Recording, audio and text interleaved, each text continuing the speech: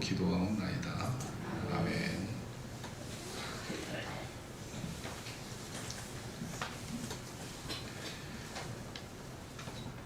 인간의 역사를 보면 아주 오래된 그 직업이 있는데 그 직업에 이 창녀가 있어. 창녀, 매춘이 성경에도 나와 있습니다. 우리가 성경에 보면 기생라합이라는 여자가 있잖아요. 기생라합. 여리고성에서 술을 파는 여자, 또 몸을 파는 여자, 그 여자가 기생라합이었어요. 이 매춘의 역사가 아주 깊습니다. 역사학자들이 얘기해요. 제 얘기가 아닙니다. 또 하나가 스파이. 여러분, 드릴라가 누굽니까? 삼손이 정말 사랑했던 소래골짜기의 드릴라, 블레셋의 첩자, 블레셋의 스파이였어요. 삼손이 어떻게 저렇게 이렇게 무서운 가공할 만한 힘을 발휘하는가? 그 힘의 비밀을 캐내라고 보낸 첩자였습니다. 여러분, 이 스파이라는 직업은요, 상당히 오래된 직업이에요. 이 역사학자들이 말하는 것입니다. 중국의 병가, 이 병서 중에 병법, 전쟁을 치르는 그 병법 중에 36개라는 게 있습니다. 승전계, 적전계, 공전계, 또 혼전계, 병전계, 패전계라는 6가지 병서가 있고, 거기서 가지치기로 또 6가지 병법이 또 거기서 나와요. 이걸 합쳐서 이게 36개입니다. 마지막에 패전계라는 것을 보면 승전이 없는 싸움을 할 때, 그 승전이 없는 싸움을 할 때 6가지 방법이 있는데, 그 첫 번째 등장하는 31개에 해당하는 병법이 뭐냐면 미인계입니다. 미인계. 내가 상대방의 적이 워낙 강하고 워낙 강력하기 때문에 도저히 싸워서 이길 수가 없을 때 미인계를 쓰는 거예요. 미인계죠, 그게. 미인계는 영어로 허니 트랩입니다. 이게 달콤한 꿀 속의 함정이에요. 꿀이라는 게 얼마나 달아요. 근데 그 꿀 속에 함정이 들어있어요. 이게 허니 트랩. 이게 미인계입니다. 이게 무서운 거죠. 여기에 남자들이 이 허니 트랩에 속아서 수없는 남자들이 쓰러지고 죽어버리고 명예를 잃어버리고, 이 허니 트랩이라는 게 무서운 거예요. 자, 미인계의 주인공을 뜻하는 말을 프랑스 말로 팜파탈이라고 부릅니다. 팜파탈. 팜이라는 게 여성이에요. 파탈이라는 게 파멸로 이끈다는 말입니다. 팜파탈. 이게 합쳐져서, 그러니까 그 사람을, 남자를 갖다가 파멸로 이끄는 여자가 있는 거예요. 이게 무서운 거예요. 근데 남자들은, 미인계에 놀아나는 남자들이 세상에 너무 많아요. 그 섹시함과 지성미와 능란한 아주 능숙한 사교술에 놀아나서 너무나 많은 사람들이 미인계에 의해서 죽임을 당했어요. 일본의 최고의 스파이가 가와시마 요시코라는 여자가 있습니다. 이 가와시마 요시코는요, 1907년생이에요. 그는 1948년에 죽었습니다. 해방 이후 3년을 살다 죽었는데, 이 여자가 청나라 왕족 출신입니다. 패망 이후에 일본 경찰국장의 양녀가 됐어요. 너무나 아름답기 때문에 이 경찰국장이 이 여자를 자기의 양녀로 삼았어요. 그래서 훗날 일본의 스파이가 됩니다. 일본의 스파이가 돼서 만주국을 세우는데 큰 역할을 했던 여자가 가와시마 요시코입니다. 그는 중국에서 사실은 매국노죠, 매국노. 이 매국 행위를 했기 때문에 중국에서 이 여자를 잡아들여서 결국 총살을 했어요. 총살로 인생을 마감 짓는 그런 비참한 인생을 살았던 여자가 가와시마 요시코입니다. 그러니까 너무나 아름답게 생긴 여자였어요. 여러분, 영화 색계라는 영화가 있습니다. 이 영화의 실제 모델로 알려진 여자가 중국의 여성 스파이 정루핑입니다. 정핑루입니다. 정루핑이 아니라 정핑루. 이 정핑루는 1930년 상하이 사교계의 꽃으로 흘렸어요. 여자가 너무 아름다운 거예요. 뭐 키도 늘씬하지요. 네, 각선미도 뛰어나죠. 뭐 나무랄 데가 없어요. 거기 그 뛰어난 미모에다가 일본말까지 잘 쓰는 거예요. 그래서 국민당 정보기관에 포섭이 돼서 일본의 고관들을 상대로 고급 정보를 수집하는 일을 이 정핑루가 담당을 한 거예요. 정핑루는 일본 친일파 정보기관 최고 책임자 딩모춘이라는 사람에게 접근을 해서 그 딩모춘을 죽이라는 지령을 받습니다. 그런데 이 여자가 2번 암살을 시도했는데 실패로 돌아가요. 결국 이 여자는 체포돼서 결국 총살을 당합니다. 그래서 참 불행하게 죽임을 당하게 되죠. 한국의 미녀 스파이로 유명했던 여자가 누굴까요? 김수임이라는 여자입니다. 이 여자가 1911년생이에요. 1950년까지 살았는데 유창한 영어 실력을 자랑했던 여자로서 미국 대사관에 통역관으로 일을 했어요. 그러니 여자가 얼마나 영어를 잘한 거예요. 일제강점기에 이화여대 전신 이화여전 영문과를 졸업한 여자가 김수임이라는 여자입니다. 근데 그는 해방 후 미 8군 사령부 헌병대장 존 베어드 대령과 동거를 했어요. 베어드와 동거하면서 이 군사 기밀을 빼내서 북한의 초대 외교부장을 지낸 이 김수임의 첫사랑 애인이 있었어요. 그 사람이 이강국입니다.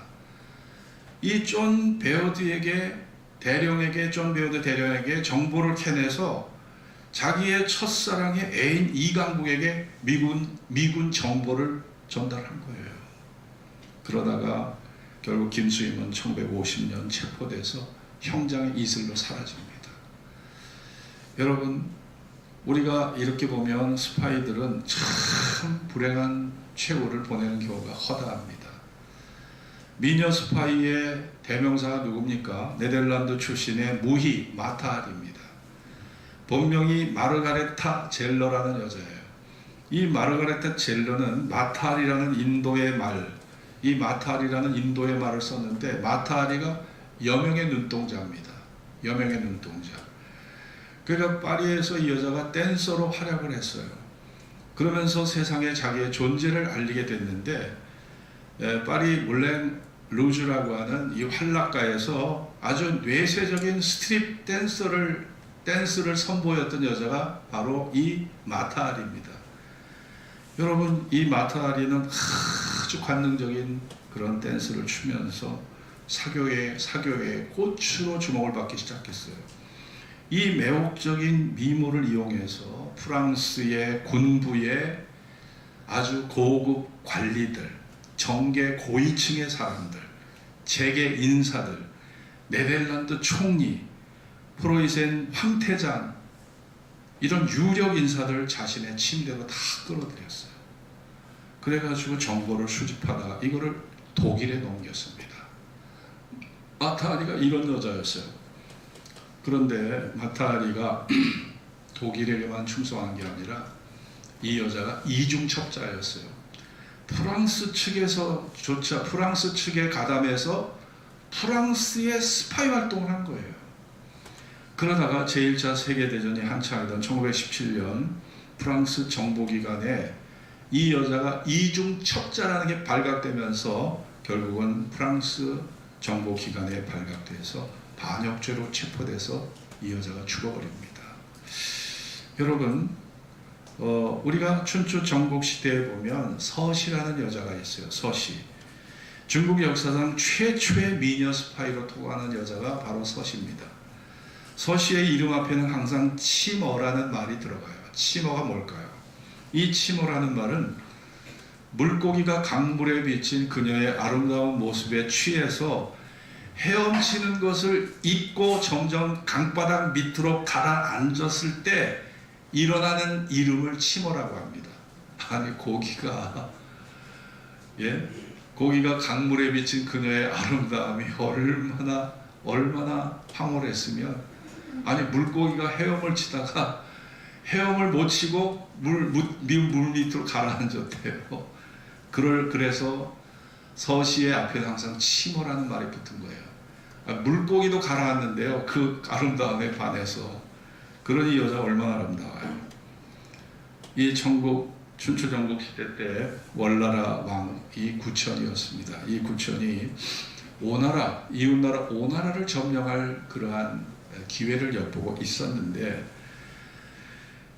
충신법녀라는 사람이 월나라 왕 구천에게 그런 말을 합니다. 제가 사랑하는 여자 서씨가 있는데 이 서씨를 오나라 왕 부차에게 보내서 미인계를 한번 써보도록 합시다. 미인계를 제안해요.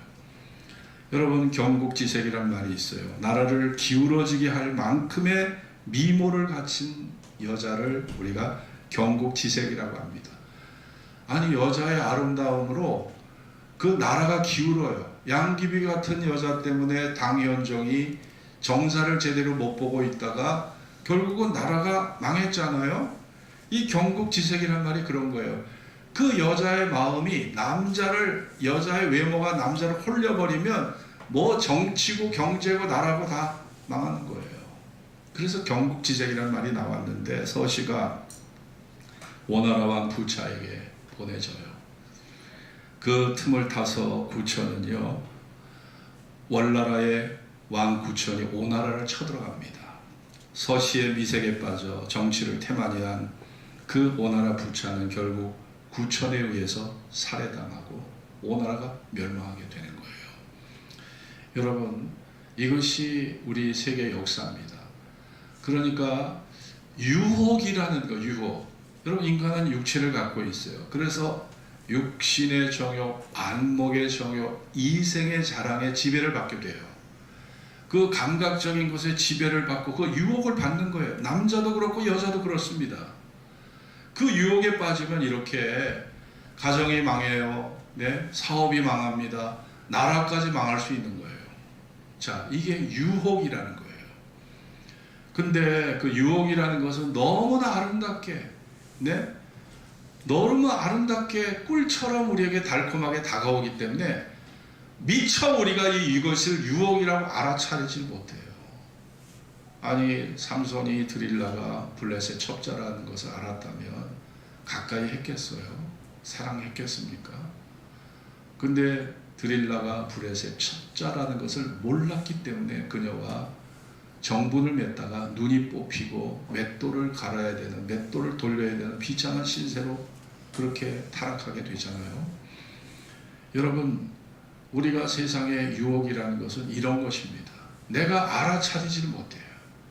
이것이 나에게 황홀한 기쁨과 행복을 갖다 준다고 생각하는데 결국 그것이 나중에 나에게 쓰디쓴 나물처럼 나에게 너무나 엄청난 불행과 엄청난 나에게 멸망과 저주를 갖다 줄 수 있는 거예요. 자, 이것이 바로 유혹이라는 것입니다. 그런데 오늘 이 본문을 한번 봅시다. 여기 본문에 보면, 자, 22절 같이 읽읍시다. 너희는 시작. 너희는 유혹의 욕심을 따라 썩어져가는 구습을 쫓는 옛사람을 벗어버리고. 자, 유혹의 욕심이에요. 유혹의 욕심. 여러분, 우리 인류 최초의 타락이 어떻게 이루어졌어요? 선악과를 볼 때, 선악과 나무의 실과를 볼 때 보암직하고 먹음직하고 지혜롭게 할 만큼 탐스럽기도 한 나무인지라, 열매인지라 그걸 따먹었잖아요. 보암직해요. 먹음직해요. 지혜롭게 할 만큼 탐스럽게 해요. 탐스럽기조차 해요. 그걸 따먹은 거예요. 여러분, 그 한 번의 실수가 정말 인간에게는요, 엄청난 재앙과 저주와 죽음을 가져온 거예요. 왜 하나님은 좀 막지 않으셨을까? 왜 막지 않으셨을까? 여러분, 우리가 실수를 여러 번 반복해서 저질러서 타락이 오지 않아요. 나는요, 정말 딱 한 번에 지나지 않아. 정말 나는 이게 딱 한 번이에요. 딱 한 번. 딱 한 번 절도를 하고, 딱 한 번 살인을 저지르고, 딱 한 번 바람을 폈어. 이 딱 한 번이 나의 인생을요, 180도로 변하게 할 수 있는 거예요. 자, 이게 유혹의 욕심입니다.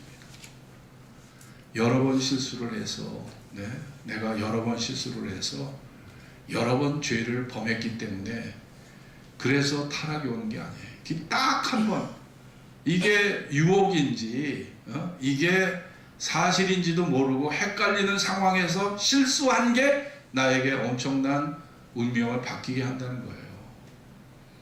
그러니 여러분, 우리가 경각심을 갖지 않을 수 없잖아요.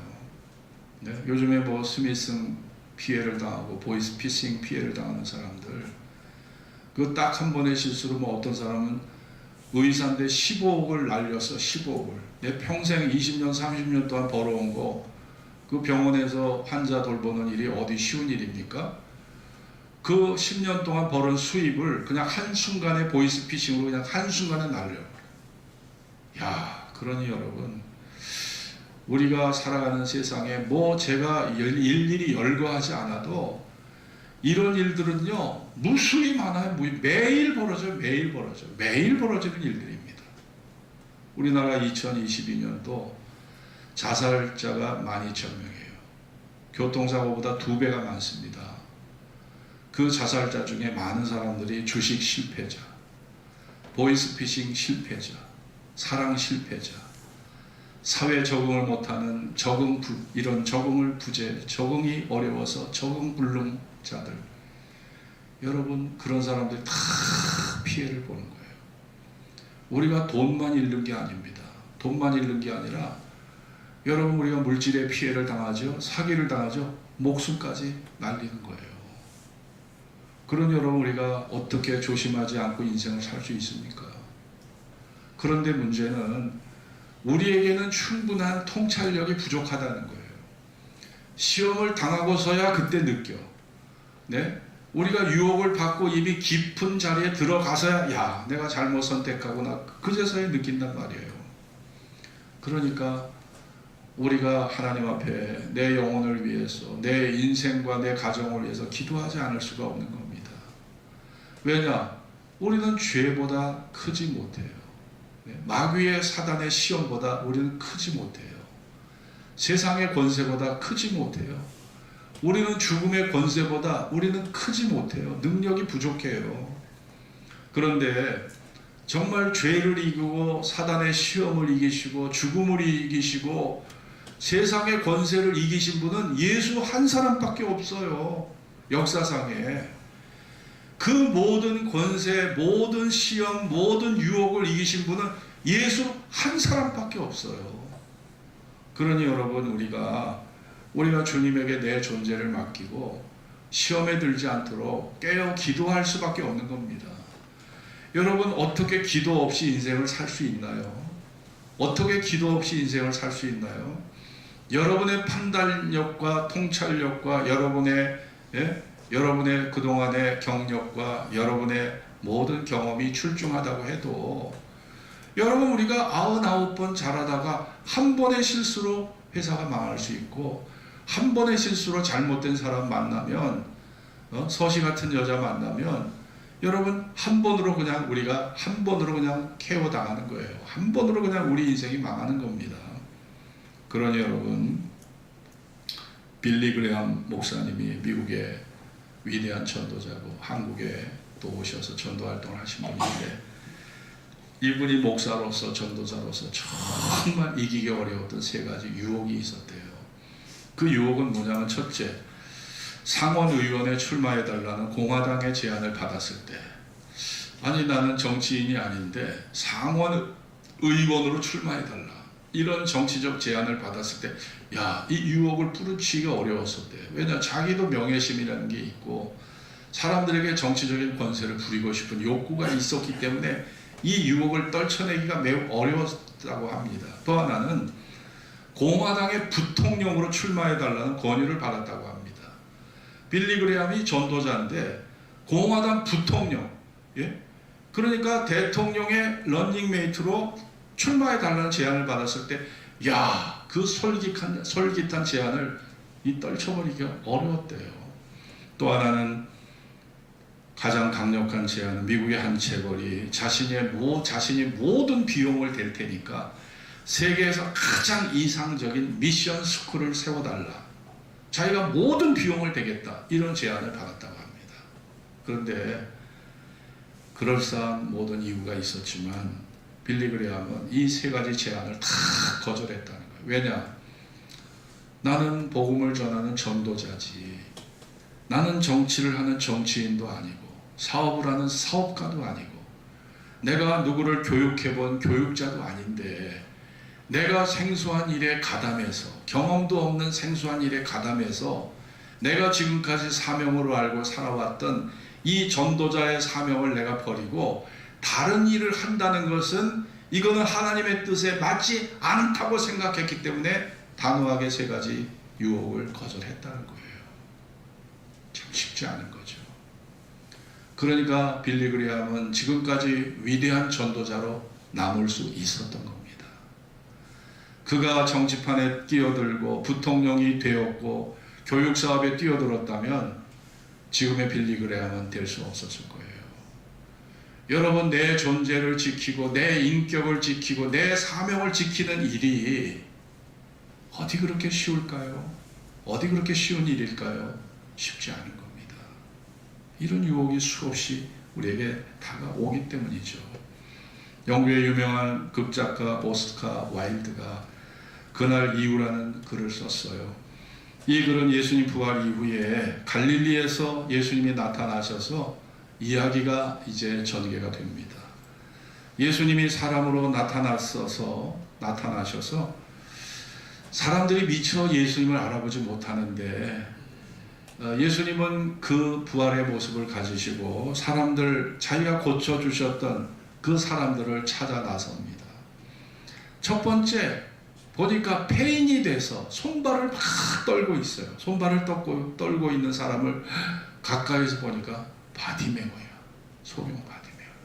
예수님이 그 눈을 고쳐주셨던 소경 바디메오. 바디메오에게 주님이 접근하시자 바디메오도 예수님을 알아봤어요.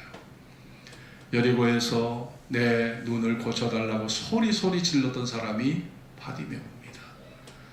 예수님이 깜짝 놀라서 형제여 어떻게 이런 처지가 되었소? 묻자 바디메오가 답을 하기를 죄송합니다 주님, 내가 눈을 떠서 건강하게 되고 보니 먹고 살 일이 너무 걱정이 돼서 이것저것을 하고 이 사람 저 사람을 만나고 온갖 유혹에 시달리다가 제가 이렇게 됐습니다. 타락하게 됐습니다. 이렇게 고백을 하더래요. 한참을 가다 보니까 한 여자가 막 노래를 부르고 남자들 앞에서 막 그냥 그 음란한 막 춤을 추고 있는 거예요. 남자들이 그 주변에 둘러앉아서 그녀의 춤을 구경하고 음란한 음탕한 눈빛을 그녀에게 보냅니다. 자세히 보니 막달라 마리아예요. 그 여자가 오스카 와일드의 소설 속의 얘기입니다. 한때 귀신이 들렸던 창녀였던 이 여자, 예수님께서 막달라 마리아의 집에 찾아온 이 막달라 마리아의 오빠가 오라비가 바로 나사로예요. 이 막달라 마리아는 300데나리온이나 더 되는 그 향유를 예수님의 발에 붓고 자기의 머리카락으로 예수님의 발을 씻어주셨던 아주 헌신의 대명사인데 이 여자가 이렇게 타락해 있더라는 거죠. 가상의 얘기입니다. 마리아 어떻게 이렇게 되었소? 마리아가 답을 합니다. 죄송합니다 주님, 주님이 떠난 이후에 저는 살기가 너무 힘들었어요. 제가 사회생활을 하면서 여러 가지 일에 적응해 보려고 했지만 사람들이 배타적으로 내 존재를 받아주지 않았어요. 과거에 저의 사생활이 이미 노출돼서 사람들은 나의 정체를 알고 나를 받아주지 않았어요. 그래서 어쩔 수 없이 과거의 직업으로 다시 돌아왔다. 그런 얘기를 하는 거예요. 한참을 가다 보니까 피투성이가 된 불량배 한 사람이 거리에 나타납니다. 아니 자세히 보니 예수님이 실로암에서 고쳐준 맹인, 그 시각장애인이었어요. 아니 자네 어떻게 이렇게 됐는가? 그 사람이 주님을 알아봅니다. 주님, 저에게 주님이 진흙을 이겨 발라 제 눈에 발라서 저를 고쳐주셨는데 제가 세상 살기가 만만치 않았습니다. 눈을 떴으나 사는 게 힘들었어요. 제가 배운 것도 없고 기술도 없고 사람들에게 적응하기가 너무 힘들어서 제가 주먹을 쓰는 폭력배로 살다가 이렇게 타락한 모습으로 주님 앞에 제가 서게 돼서 너무 죄송합니다. 여러분, 이 오스카 와일드의 작품을 보면 이게 예수님 시대의 이야기가 아니라 지금 우리들의 이야기예요. 우리가 예수를 믿고 은혜를 받고 변화를 받고 하나님의 사랑을 체험했지만 우리도 바디메오처럼 타락할 수 있고 막달라 마리아처럼 타락할 수 있고 우리가 정말 이런 사람들처럼 내가 타락할 수 있다는 것을 오스카 와일드가 우리에게 전해주고 있는 것입니다. 세계 최대 여객선이라고 자랑했던, 절대 가라앉지 않는 배라고 자랑했던 타이타닉호가 여러분 처녀 항해에 가라앉아 버렸잖아요. 참 인간의 교만 장담이라는 게 이게 참 무서운 거예요. 여러분과 저는요, 절대 나는 유혹받지 않아. 나는 절대 시험 들지 않아. 나는 절대 타락할 수 없어. 나는 절대 유혹에 내가 넘어갈 수 없어. 여러분 장담하면 안 됩니다. 타이타닉호는요, 절대 가라앉지 않는 배라고 자랑하던 배가 처녀항해에 빙산과 충돌하면서 처녀항해에 그 침몰에서 1500명이 죽었잖아요. 여러분, 영국이 자랑했던 배가 이렇게 처녀항해, 지금도 너무나 깊은 바닷속에 빠져 있기 때문에 그 잔해물을 갖다 건져 올릴 수가 없어요. 그 타이타닉호는 영원히 지금 저 바다 밑에 가라앉아 있습니다. 근데 그때 벌어진 일화가 있어요. 그 배가 침몰하기 전에 2-3시간 정도의 여유가 있었습니다. 워낙 배가 등치가 컸기 때문에 물이 침수가 돼서 물에 다 잠겨야 이 배가 침몰을 하는데, 그러기까지 2-3시간의 시간이 있었다는 거예요. 그런데 구명보트가 충분치 않고 그 바다가 빙산이 녹아내리는 아주 추운 바다이기 때문에 내려가면은요, 이 저체온증으로 사람들이 다 죽어갈 수밖에 없어요. 물속에 들어가도 몇십 분 후면은 다 죽습니다. 이 구명보트를 탈 수밖에 없는데 이 구명보트가 충분하지가 않은 거예요. 그래서 1등 객실에 있는 사람을 먼저 태웠고 그 다음에 여자들을 태웠다고 합니다. 그런데 이제 구명보트에 사람들을 다 싣고 구명보트가 이제 마지막 한 대가 남았을 상황에서 어떤 여자가 구명보트 타기를 망설이는 거예요. 선원이 그럽니다. 이거 마지막 기회입니다. 이 구명보트 내리면 이제 더 이상 기회 없습니다. 어서 올라타십시오. 어서 올라타십시오.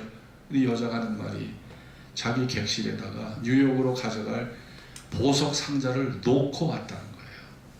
이 보석 상자를 깜빡 놓고 왔다는 거예요. 제가 오늘 아침에 얼마나 급하게 왔든지 이 스마트폰을 놓고 왔어요. 그래서 저희 딸에게 제가 문자를 보내서 이걸 갖다 달라고 그랬더니 이게 착하게 또 갖고 왔잖아요. 얼마나 고마운지. 자, 이 여자가 보석 상자를 놓고 왔어요. 잠깐만 기다려달라. 5분이면 된다. 그래요.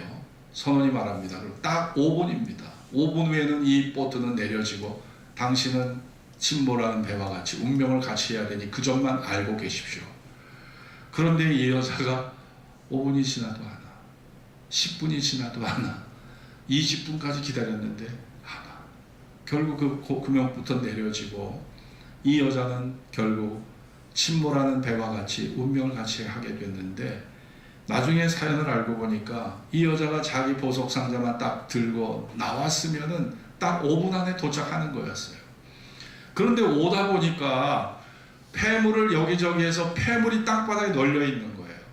1등석에 이 사람 저 사람들이 급하게 튀어서 구조를 받느라고 나가는 바람에 여기도 폐물 저기도, 이거를 줍다 보니까 20분이 넘게 걸렸고 결국 침몰하는 타이타닉호가 침몰하고 말았다는 얘기입니다. 여러분, 유혹이라는 게 이렇게 무서운 거예요. 그래서 너희는 유혹의 욕심을 따라 썩어져가는 구습을 쫓는 옛사람을 벗어버리라. 그리고 하나님과 함께 의와 진리로 새롭게 지음을 받은 새 사람을 입으라. 새 사람을 입으라. 우리가 예수 믿기 전에 우리는 감각의 유혹을 따라 살았어요. 감각적이었어요. 매우 감각적이었어요. 매우 감각적이고 매우 육체적이었어요. 이제 그것이 우리 삶의 원리였던 거예요. 그러나 이제부터는 너희가 마음을 새롭게 함으로 심령으로 새롭게 되어 하나님을 따라 의와 진리와 거룩함으로 지음을 받은 새 사람을 입으라는 겁니다. 여기에서 새 사람을 입으라는 말이, 이 새 사람을 입으라는 말 전에 여기 보면, 자 17절 보면은 그러므로가 나와요. 그러므로. 그리고 4장 1절을 보면 그러므로가 나옵니다. 자, 이 그러므로는 어떤 의미일까요? 너희가 예수 안에 은혜를 받았으니, 너희가 예수 안에 변화되고 예수를 영접하여 새 사람이 되었으니, 그러므로, 자, 구원을 받은 우리에게 구원 이후의 삶을 말하는 겁니다. 그래서 이 그러므로라는 것은 구원받은 백성에게 구원 이후의 삶을 여기에서 우리에게 말해주는 거예요. 그러므로 새 사람을 입으라. 그러므로. 그런데 새 사람을 입으라는 이 말이 미완료 현재형입니다. 미완료 현재형.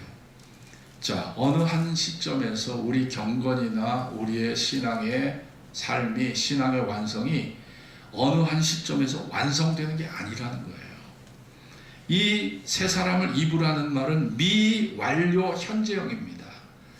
계속 노력해야 되고, 계속 자기와 싸워야 되고, 유혹에서 벗어나려고 계속 내가 하나님 앞에 기도해야 되고, 우리가 성화라고 하는 것은, 거룩하게 돼가는 것은요, 이거는요 현재 완료도 아니고 과거 완료도 아니에요. 이거는 미완료 현재형이에요. 계속 노력을 해야 되는 거예요. 새롭게 되도록. 그러지 않으면, 자기와의 싸움이 없으면 우리가 거룩하게 될 수가 없는 거예요. 우리가 옷을 한 번 입고 그냥 벗지 않습니까? 잠자리 들 때 옷 벗잖아요. 겨울이 되면 두꺼운 옷 다시 갈아입고, 여름이 되면 가벼운 옷으로 갈아입잖아요. 그것처럼 우리 영혼은요, 끊임없이 상황에 맞춰서 계속 노력하고, 이것이 계속 미완료 현재형으로서 계속 노력을 해야 된다는 거예요. 그리고 23절 같이 읽읍시다. 오직 시작. 오직 심령으로 새롭게 되어, 심령으로 새롭게 되어. Spirit in the heart라고 되어 있어요. 심령으로 새롭게 되라. 마음속에 있는 성령의 능력을 의지하라는 겁니다. 네? 마음속에 있는 성령의 능력을 의지하라는 거예요. 우리의 결심이라는 것은 한계가 있어요. 사람의 노력도 한계가 있습니다. 나의 모든 선한 싸움에도 한계가 있는 거예요. 그래서 마음으로 새롭게 돼요. 자, 그 말은 우리 마음에 계신 성령이 우리를 새롭게 해주신다는 겁니다. 그래서 이 본문을 보면은 이것이 능동태가 아니라 수동태로 되어 있어요. 선한 싸움을 싸우고 경건에 이르는 길은 내 노력과 의지로 되는 것이 아니라 성령의 도우심과 은혜로 된다는 겁니다. 이게 수동태예요. 수동태. 예? 이 문학의 형체가, 이 문자의 형체가 수동태로 되어 있어요. 그러니까 하나님의 은혜 없이는 내가 설 수 없는 겁니다. 하나님의 도움 없이는 설 수가 없는 거예요. 그래서 우리가 끊임없이 주님을 의지하고 시험에 들지 않도록 기도하고 하나님의 뜻대로 살아가기를 노력하고 끊임없이 자기와의 싸움을 싸워가면서 주님에게 끝없는 도움을 요청해야 된다는 겁니다. 어떻게 우리가 기도 없이 살 수 있습니까? 네? 어떻게 말씀 없이 우리가 살아갈 수 있습니까? 우리가 말씀 없이 산다는 것은 내비게이션 없이 길을 찾는 거와 똑같은 거고요. 우리가 기도 없이 산다는 것은 연료 없이 달리는 자동차처럼 달릴 수 없는 거예요. 끊임없이 우리가 하나님의 은혜를 공급받아야 내가 살아갈 수 있는 겁니다. 우리가 살아가는 이 현실의 삶은 여러분 유혹이 깔려 있습니다. 유혹이 깔려 있어요. 네? 최근에도 어떤 사람이 10%, 15% 이자 준다고 사람들을 꼬드겨가지고 피해자가 100억 정도, 150 정도 피해가 발생했고 거기에 수백 명이 거기에 다 연루가 됐더라고요. 자, 그 사람들은 돈만 잃는 게 아니에요. 자기가 10년, 20년 노력해서 퇴직금 받은 거, 그 노후 자금으로 그 가졌던 거, 그거 2억 5천, 1억 5천 집어넣은 거 다 공중으로 다 날아가 버린 거예요. 그러니 그 사람들 이제 삶의 의욕이 다 꺾여버린 거예요. 그런 이게 얼마나 무서운 일이 우리 주변에서 날마다 벌어지고 있는지 몰라요. 여러분, 이 세상은요, 누구도 내가 피해받은 것 누구도 책임져 주지 않습니다. 예? 내가 나를 지켜가야 돼요. 나를 정말 내 편에서 나를 도와주고 지켜주실 분은 하나님 한 분밖에 없습니다. 여러분, 어려울 때 누구한테 손 벌릴 수 있나 생각해 봐요. 손 벌릴 수 있는 사람이 여러분 도대체 누군가? 예? 부모님한테 손 벌릴 수 있나요? 자식한테 손 벌릴 수 있나요? 형제에게 손 벌려봐요. 친구한테 손 벌려봐요. 그 전화한 그날 당장 절교가 됩니다. 손 벌려봐요. 친구한테 돈 5천만 원 빌려달라고 손 벌려보세요. 그날 당장 절교예요. 내 마음에 부담 주는 사람 그날 당장 안 봐요. 사람들. 그게 세상의 인정이거든요. 저 사람이 나한테 잘해주니까, 세상의 법칙은 다 기브 앤 테이크 법칙이에요. 다 주고받는 법칙이지 일방적인 것은 없습니다. 세상에. 여러분, 일방적인 은혜는요, 위로부터 주시는 은혜밖에 없는 거예요. 위로부터 주시는 하나님의 은혜만이 일방적이지, 세상에는 다 기브 앤 테이크예요. 기브 앤 테이크 법칙이 지배당하는. 부부도 그렇잖아요. 부부도 남편이 잘해줘야 나도 잘하는 거지. 예? 여러분, 아내 역시 마찬가지예요. 남편 역시 아내가 잘해야 나도 잘하는 거지, 일방적인 것은 세상에 통하지가 않습니다. 일방적인 것은 하나님의 은혜밖에 없어요. 무조건적으로 나를 사랑하시고 무조건적인 죄인과 같은 나를 부르신 하나님, 그분만이 나의 기도를 들으시고, 하나님은 베델의 하나님, 야곱의 하나님, 아골 골짜기로 소망의 문을 삼아주시는 하나님. 네? 하나님은 우리에게 구하라, 찾으라, 두드리라. 구하는 이마다 얻을 것이요, 찾는 이가 찾을 것이요, 문을 두드리는 자에게 열릴 것이라 하셨어요. 너희가 골방에 들어가 기도하라. 은밀한 중에 보시는 그분께서 갚으시리라 말씀했어요. 여러분, 우리 하나님 앞에 여러분의 존재를 맡기셔야 합니다. 지금 우리가 살아가는 이 세상은요, 결코 호락토락한 세상이 아닙니다. 유혹이 도처에 깔려있는 세상이에요. 내 자신조차 그것을 다 방어할 수가 없는 거예요. 우리가 하나님에게 내 존재를 맡기고, 우리가 정말 하나님의 도움과 인도를 받지 않으면 성공적인 인생 살 수 없습니다. 평안한 인생 살 수 없습니다. 참된 행복 얻을 수 없는 거예요. 여호와께서 세우지 아니하시면 세우는 자의 수고가 헛되고, 여호와께서 성을 지키지 아니하시면 파수꾼의 경성함이 허사라고 말씀하고 있습니다. 하나님이 나를, 내 존재를 세워주시고 나를 지켜주실 때만이 내 존재와 내 가정과 내 미래가 온전해질 수 있다고 믿습니다. 기도하겠습니다. 오늘 주신 말씀을 기억하면서 우리가 지금까지 살아왔던 삶의 원리는 유혹의 욕심을 따라 살아왔던 원리예요. 돈 욕심, 세상 욕심, 쾌락 욕심, 사랑 욕심, 자식 욕심, 모든 게 다 욕심으로 점철되어 있어요. 인간은요. 여러분, 그러나 이제는 너희가 심령으로 새롭게 되어 하나님을 따라 의와 진리와 거룩함으로 지으심을 받은 새 사람을 입으라고 말씀합니다. 이것이 구원 이후에 우리에게 주시는 삶의 새로운 원리입니다. 새로운 원리. 이 원리를 따라 살아가라는 거예요. 말씀과 성령을 따라, 이 새 원리를 따라 살아가라는 겁니다. 여러분, 우리가 세상의 헛된 길을 버리고 나의 선한 목자 되신 주님, 그분만이 나에게 조건 없는 사랑과 은혜를, 축복을 베푸시는 유일한 분이라는 것을 아시고, 여러분의 주님과의 관계가 더 깊어지고 더 새로워질 수 있기를 바랍니다. 다 같이 합심으로 기도하겠습니다.